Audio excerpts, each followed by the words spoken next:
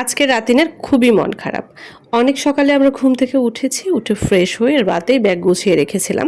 তো এখন আমরা বাসা থেকে বের হচ্ছি, গাড়িতে উঠছি।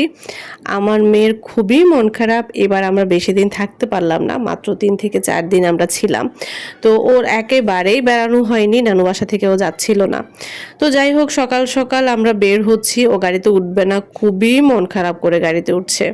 আসলে মন খারাপ হওয়ারই কথা, কারণ হচ্ছে আমরা প্রচুর ঘোরাঘুরি করি, কিন্তু ইদানিং ওর পড়াশোনা আর আমাদের ব্যস্ততা সবকিছু মিলিয়ে ও একদম হচ্ছে বন্দি হয়ে গেছে। তো আর এই তো এইদিকে যেহেতু আমার ছোট্ট একটা বেবি আছে, আমি আসলে ওর স্কুল মিস দিয়ে বেবিটাকে নিয়ে আমাদের এখানে আসছি, আমাদের মামার বাসায় আসছি।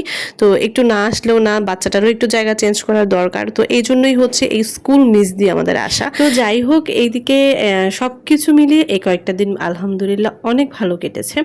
তো এখন আমরা হচ্ছে রওনা হয়ে গেলাম, আমরা যাচ্ছি। অনেক সকালে যেহেতু বের হয়েছি, রাস্তাঘাট একেবারে ফাঁকা ছিল। তো আমরা খুবই শর্ট টাইমের মধ্যে আমরা হচ্ছে চলে আসি।